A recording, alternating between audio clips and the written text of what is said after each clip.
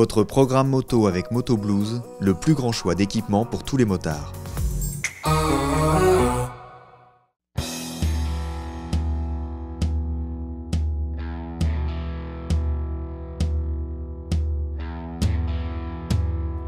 Bienvenue à Milan pour la présentation de la toute nouvelle Harley Davidson. Vous vous attendez à un custom, un fat bod?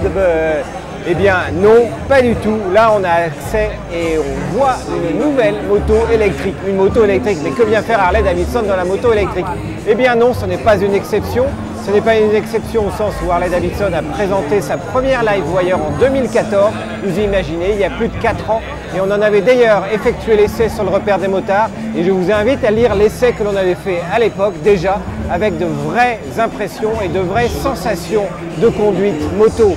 En attendant, aujourd'hui, la moto par rapport à 2015 n'a absolument plus rien à voir en termes de look, en termes de composition et notamment en termes de batterie, car Dieu seul sait si sur le monde de l'électrique et dans le monde de l'électrique, les batteries évoluent et les performances évoluent chaque année.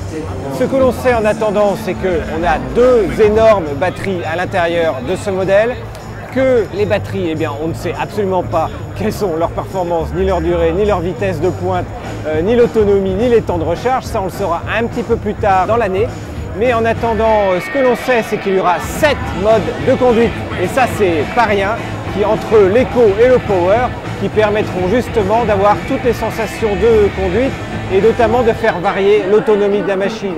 Un autre point non négligeable, eh bien, c'est que, comme sur beaucoup de machines électriques, eh bien, on retrouve un freinage qui récupère l'énergie tout simplement pour recharger la batterie grâce au freinage. Heureusement, on a d'autres informations maintenant et des informations notamment au niveau de la partie cycle et des freins et également des pneus qui en l'occurrence sont une série spéciale de pneus réalisés par Michelin.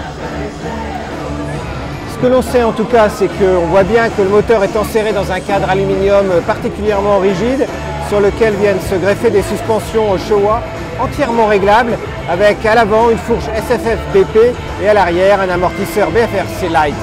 Du côté freinage, eh bien, on retrouve des étriers et des freins Brembo avec deux étriers avant monobloc qui viennent mordre des disques de 300 mm tandis que les jantes sont habillées des fameux pneus Michelin Scorcher 220 à l'avant et 280 à l'arrière.